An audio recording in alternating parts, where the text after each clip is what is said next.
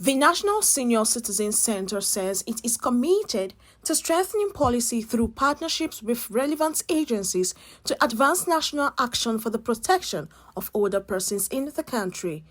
Dr. Amen Omokaro, Director General of the Center, said this in Abuja while featuring on Forum, the flagship interview program of the News Agency of Nigeria, NAN. According to her, the aim is to improve integrity and respect for aging in the country. She explained that a national technical working group had been set up, consisting of the National Human Rights Commission and the Legal Aid Council, which is mandated to provide legal services to citizens. She said many stakeholders' engagements had been held with partner agencies who were ready to make available their structures and experiences to support the center. Allowing you to earn the dignity that you should earn. And so we believe that in trying to create age-friendly environments, accessibility, respect, dignity, age-friendly services for our senior citizens, it will serve them better if we can identify them. 1 in 9, Nigeria now should be even less, older persons face abuse.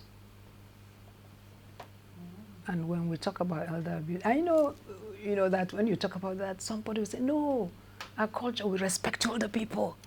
We respect older people. We bow to greet them. Yes, maybe some are still bowing, but in the real sense of it, research, sense of it, evidence, sense of it, older persons, I said it yesterday at some function, one of the most abused population category. And when we talk about abuse, there are different kinds of abuse, verbal abuse, and of course, emotional abuse, financial abuse, because some of them, have cognitive impairment. They may not be able to sign their checks.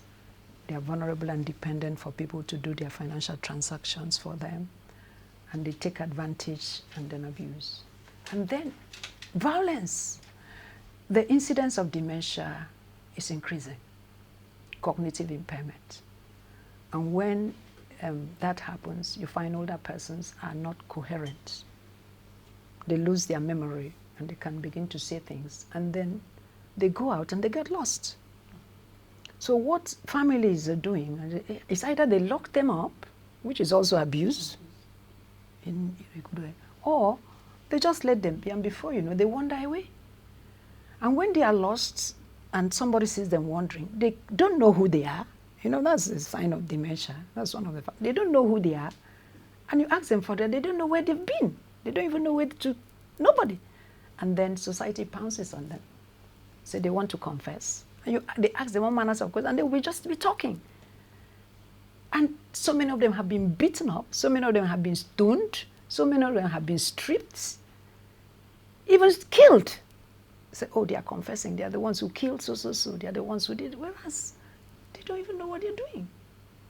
So there's so much abuse. What about older women being raped? Yes, older women are being raped. Yes.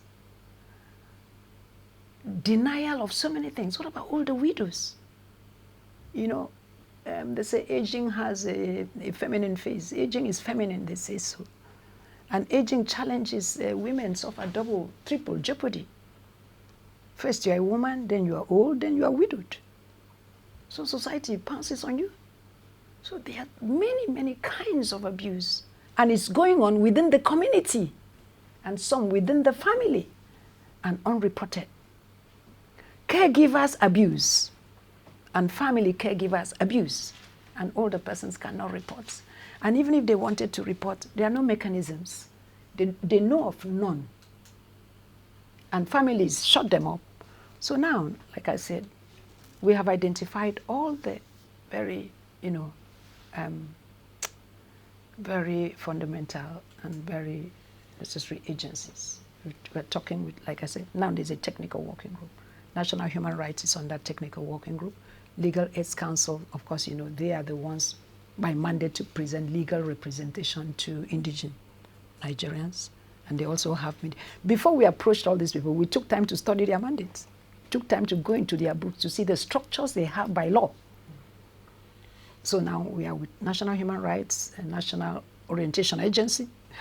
And those ones, can translate anything in any language, and they are to the remotest place.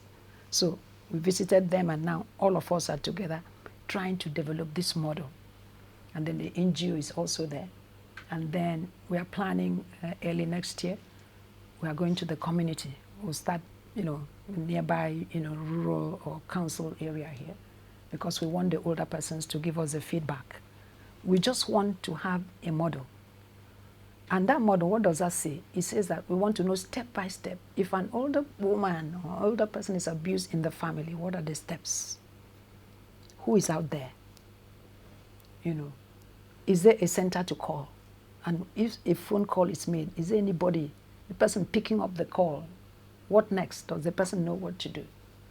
What are those mediation, mechanisms that are available that can be used within the community?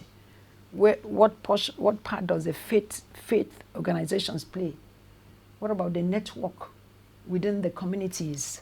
Who should be a member of this squad? And then that step-by-step access until should there be need for legal representation. So all these people are making available their structures, and their experiences and their whatever we need. So finally, we are going to arrive at that, and then we now do stakeholders engagement.